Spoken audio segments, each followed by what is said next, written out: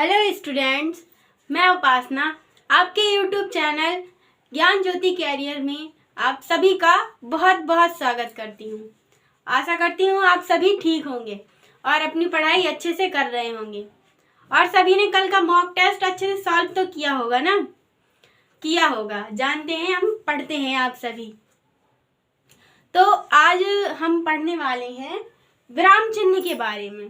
क्या पढ़ेंगे आज हम? विराम चिन्ह के बारे में।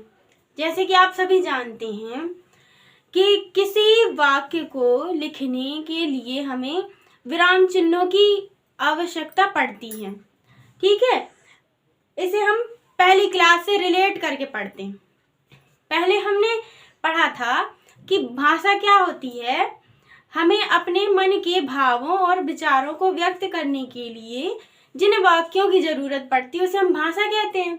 ठीक है, तो जो वाक्य हम बोलते हैं उसका अर्थ समझने के लिए हमें चिन्हों की भी जरूरत पड़ती है। जैसे कि हमने बोला राम जाता है, अब हमें इसके बाद पूर्ण विराम लगाना पड़ेगा ना, क्योंकि यहाँ से तो अब हम बोलने वाले नहीं हैं, यहाँ से हमारा वाक्य समाप्त हो जाता है, इसलिए हमें इसको समाप्त करने के लिए पूर्ण विराम लगाना पड़ेगा। जैसे कि विराम चिन्ह जो होते हैं, पहले समझते हैं विराम के बारे में। विराम क्या होता है? विराम का अर्थ होता है विश्राम अथवा ठहराव, यानी कि थोड़ी देर के लिए जहां हम रुकते हैं वह ठहराव, यानी कि जैसे कहीं पर हम रुके तो उसे क्या कहेंगे हम? ठहराव। तो ऐसे ही जब हम वाक्य के बीच में कहीं पर भी थोड़ा सा गैप लेते हैं या अपनी बात को पूरा करते हैं तो वहां पर हमें चिन्हों का प्रयोग करना पड़ता है। ठीक है, तो जब हमने अपने वाक्य को पूर्ण किया तो पहले हम एक वाक्य से समझते हैं। जैसे हमने एक वाक्य लिखा, रोको मत जाने दो। दूसरा वाक्य भी यही लिखा हमने, रोको मत जाने दो। अब हमने इसको दोनों बार पढ़ा, रोको मत जाने दो, तो हमें इससे कुछ समझ में आ रहा है क्या? हम क्या कहना चाह रहे हैं? क्या उसे रोकना चाह रहे हैं? क्या उसे नहीं रोकना चाह रहे हैं? तो इससे हमें ये समझ में तो आ नहीं रहा, इसलिए हमें क्या करना पड़ेगा?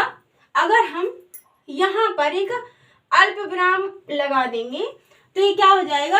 रोको मत जाने दो, यानी कि जो व्यक्ति जा रहा है उसे रोक लो और उसे नहीं जाना है। इसका अर्थ हमें ये समझ में आया। और यहाँ पर हम पूर्ण विराम का प्रयोग करेंगे, यानी कि यहाँ से हमारी बात समाप्त हो जाती है। अब दूसरा आता है हमारा, इसमें हम क्या करेंगे?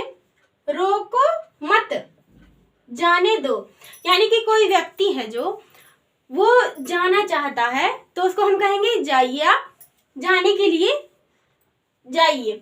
तो इसका हमें अर्थ समझ में आया कि कोई व्यक्ति जा रहा है तो जाने दो। इसका मतलब हुआ रोको मत जाने दो। एक बार हमने यहाँ पर अल्प विराम का प्रयोग किया और एक बार यहाँ पर, दोनों का अर्थ अलग अलग समझ में आया, एक बार जाने के लिए और एक बार न जाने के लिए। तो हमें समझ में आया कि अगर हम विराम चिन्हों का प्रयोग नहीं करेंगे तो अर्थ का अनर्थ हो जाएगा। जैसे हम किसी को रोकना चाह रहे हैं और हमने बोला रोको मत जाने दो, पर हम उसे रोकना चाह रहे हैं, तो क्या हो गया? ये अर्थ का अनर्थ हो गया, वो हमारी बात को गलत समझेगा। इसलिए जब भी हम किसी वाक्य का प्रयोग करते हैं तो उसमें हमें विराम चिन्हों का प्रयोग करना होता है। अब हम पढ़ेंगे विराम चिन्हों के बारे में विस्तार से। अब हम पढ़ेंगे विराम चिन्ह की परिभाषा क्या होती है। अपने भावों और विचारों को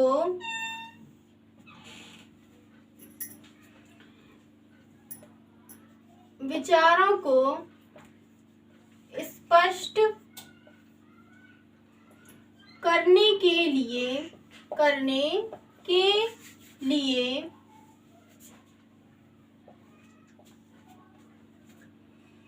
वाक्य के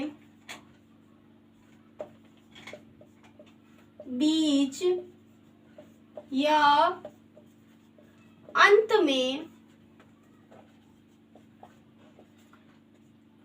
में प्रयोग किए गए चिन्हों को विराम चिन्ह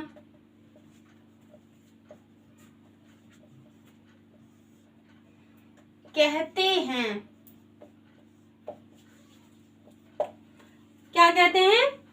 अपने भावों और विचारों को स्पष्ट रूप देने के लिए कि हम क्या कहना चाह रहे हैं, वो रूप देने के लिए वाक्य के बीच में और या तो बीच में या फिर अंत में प्रयोग किए जाने वाले चिन्ह विराम चिन्ह कहलाते हैं।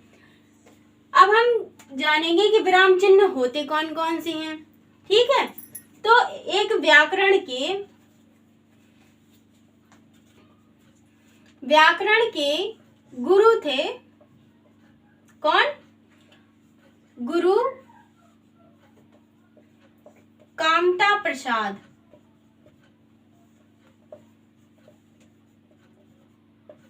के अनुसार गुरु कामता प्रसाद के अनुसार उन्होंने जो विराम चिन्हों की संख्या मानी थी 20 मानी थी। कितने विराम चिन्हों को माना था उन्होंने? 20 विराम चिन्हों को माना था। स्टार पॉइंट डालकर लिख लीजिए। गुरु कामता प्रसाद ने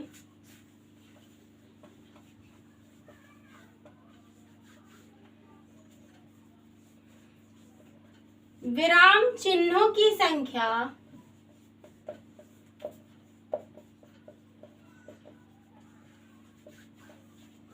20 मानी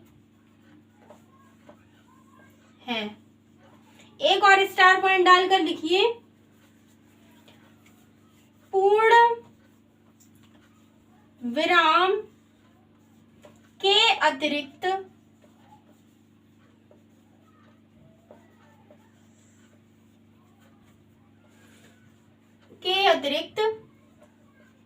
अन्य चिन्हों को उन्होंने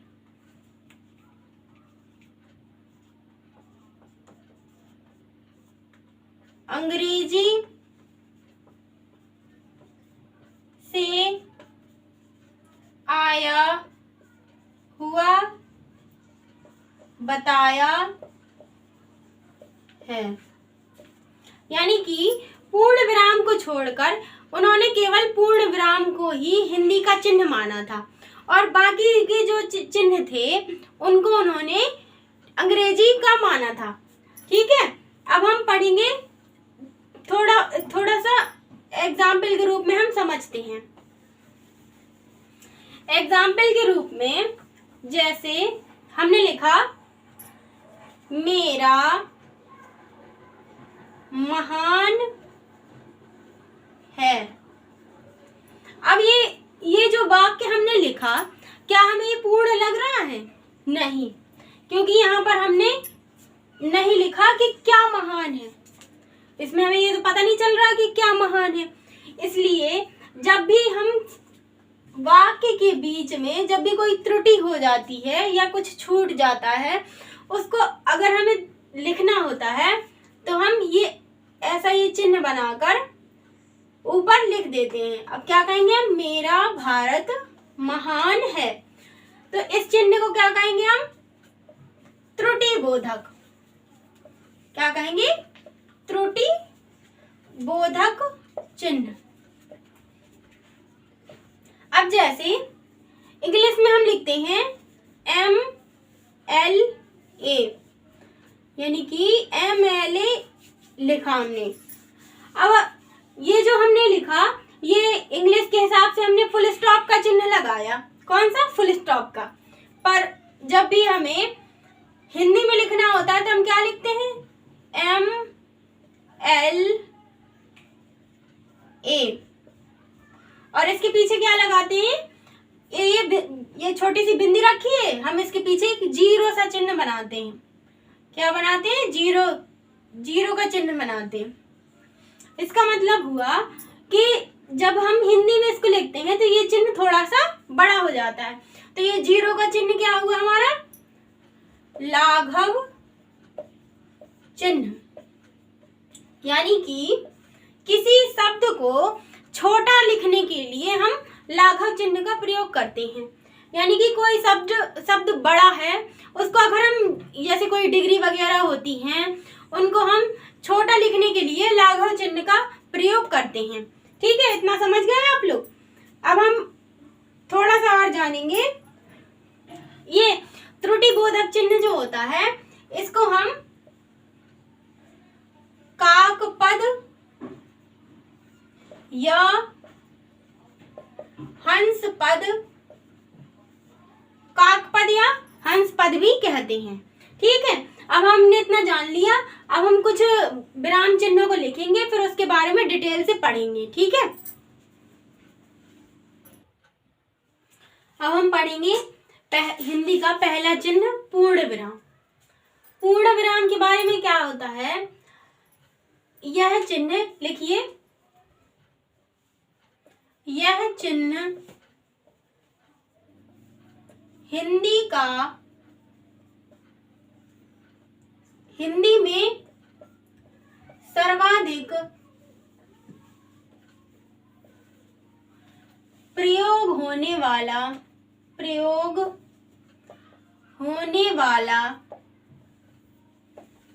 चिन्ह है।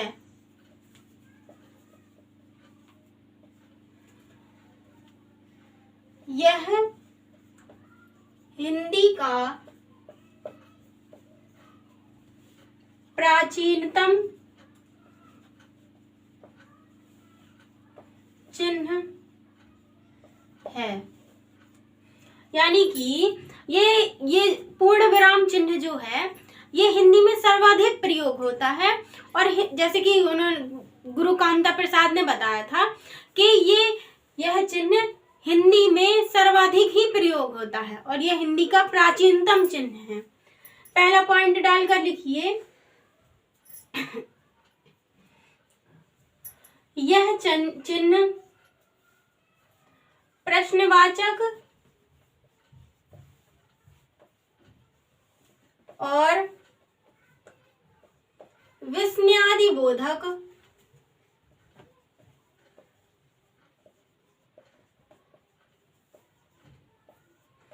वाक्यों को छोड़कर अन्य सभी वाक्यों में प्रयोग होता है। दूसरा पॉइंट लिखिए। यह दोहा, श्लोक, चौपाई के प्रथम चरण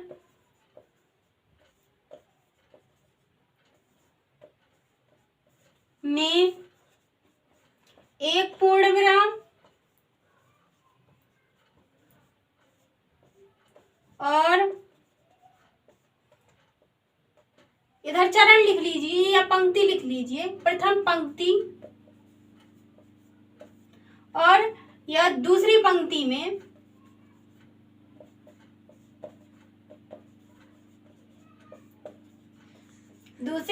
में दो पूर्ण विराम का प्रयोग होता है।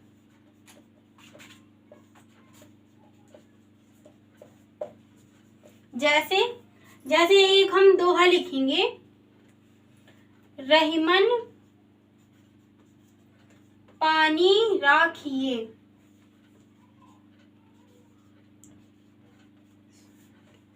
बिन पानी सब सून।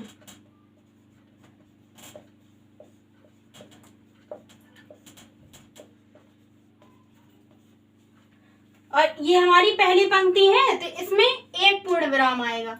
और दूसरी पंक्ति क्या है हमारी? पानी गए न उबरे,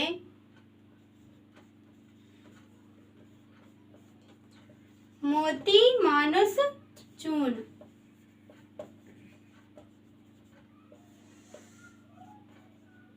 अब ये हमारी दूसरी पंक्ति है, इसमें हम दो पूर्ण विराम का प्रयोग करेंगे। इसको आप नोट कर लीजिए। इससे हमें क्या समझ में आया कि जो पूर्ण विराम जो हमारा चिन्ह होता है ये हिंदी में सर्वाधिक प्रयोग होता है। प्रश्नवाचक और विस्मयादि वाचक, प्रश्नवाचक कौन से होते हैं हमारे? प्रश्नवाचक ये होता है और विस्मयादि बोधक ये होता है। इन दोनों वाक्यों को छोड़कर अन्य सभी वाक्यों में पूर्ण विराम का प्रयोग होता है। ठीक है, अब इतना नोट कर लीजिए। अब हम बढ़ेंगे आगे। अब हम समझेंगे अर्धविराम के बारे में। अर्धविराम कौन से होते हैं?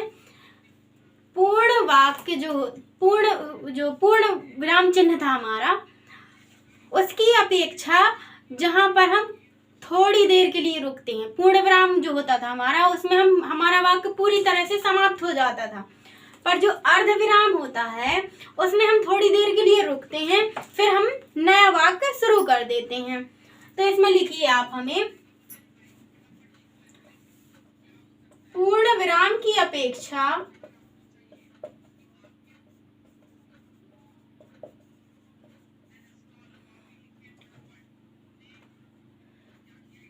जहां हम कम देर के लिए या थोड़ी देर के लिए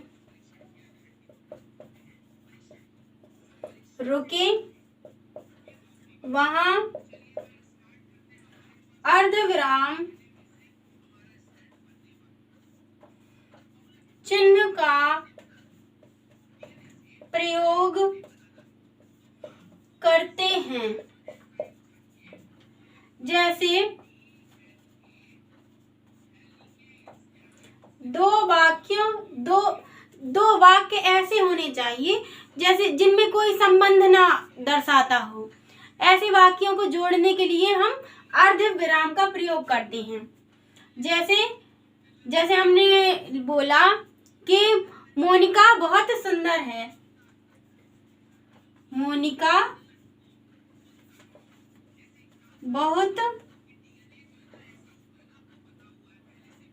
सुंदर है, किंतु वह दिल्ली नहीं गई। अब ये हमारे दो अलग अलग प्रकार के वाक्य थे। इनको जब हमने जोड़ा तो यहाँ पर हमने अर्धविराम का प्रयोग किया। ठीक है, और एक और एग्जाम्पल है इसका है, जैसे हम दो डिग्रियों को एक साथ लिखते हैं। जैसे कि हमने लिखा MA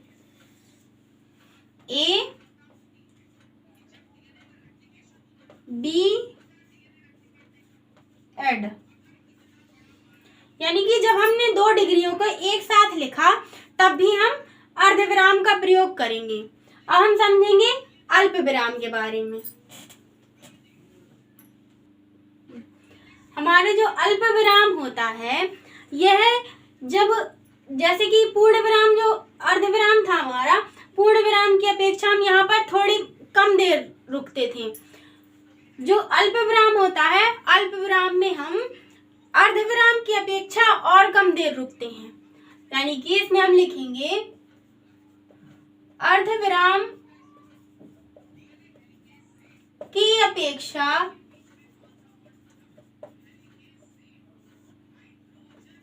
अल्प विराम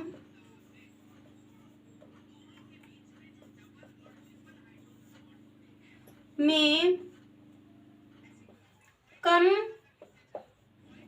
देर रुकते हैं। ठीक है, अब हमने जैसे शुरुआत में समझा था, इसका प्रयोग हम कब करते हैं, जब हमें वाक्य में थोड़ा सा गैप देना होता है। जैसे हमने शुरुआत में क्या समझा था, रोको मत जाने दो। अब हमने इसको दो तरीके से प्रयोग करके देखा था, रोको मत जाने दो, और अगर हम यहाँ से हटा के मत के पीछे लगा देते हैं तो ये हो जाता है रोको मत जाने दो। यानी कि जब हमें वाक्य में थोड़े से ठहराव की जरूरत होती है तब हम अल्प विराम का प्रयोग करते हैं। और जैसे कि दो एक समान जो शब्द होंगे उनके साथ भी हम अल्प विराम का प्रयोग करेंगे। जैसे कि विलोम शब्द के एक साथ हमें लिखते हैं, आज